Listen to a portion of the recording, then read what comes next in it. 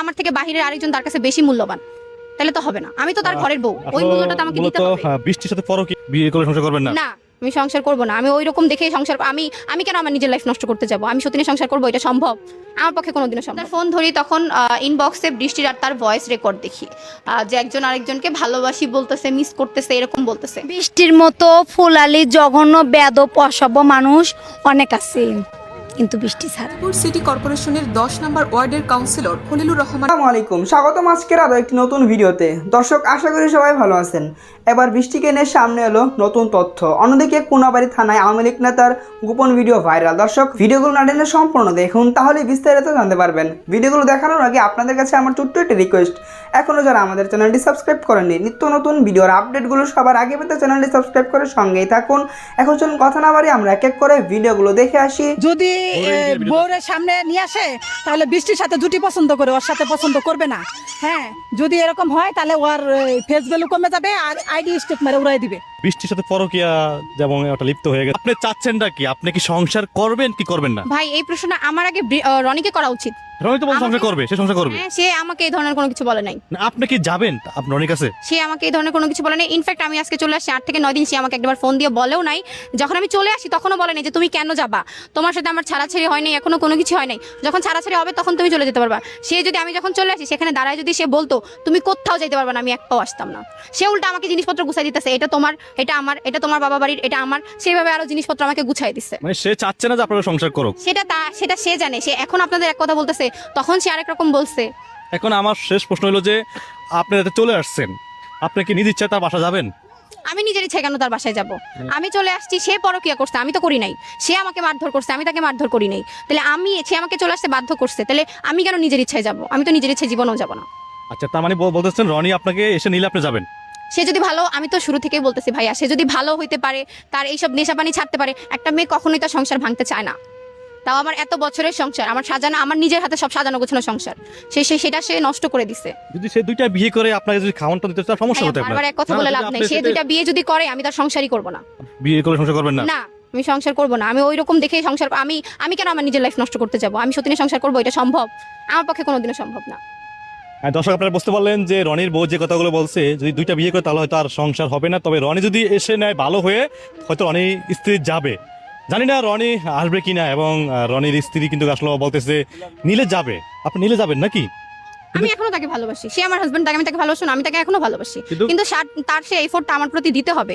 সে যেইভাবে অবহেলা করছে, মানে এতদিন ধরে যেভাবে করছে, তার আমার থেকে বাহিরের আরেকজন তার কাছে বেশি মূল্যবান, তাহলে তো হবে না। আমি তো তার ঘরের বউ, ওই মূল্যটা তো আমাকে দিতে হবে। বৃষ্টির সাথে পরকিয়া যেমন ওটা লিপ্ত হয়ে গেছে রনির স্ত্রীটি বলতেছে।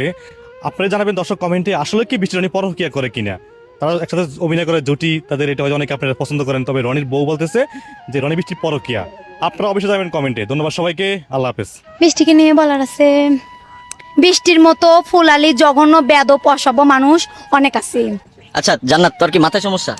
যদি মনে করেন আছে তাহলে সমস্যা আছে। ব্রেনটাও সমস্যা না? আচ্ছা, বৃষ্টিকে নিয়ে কিছু বলার আছে? বলতো, কি বলবি?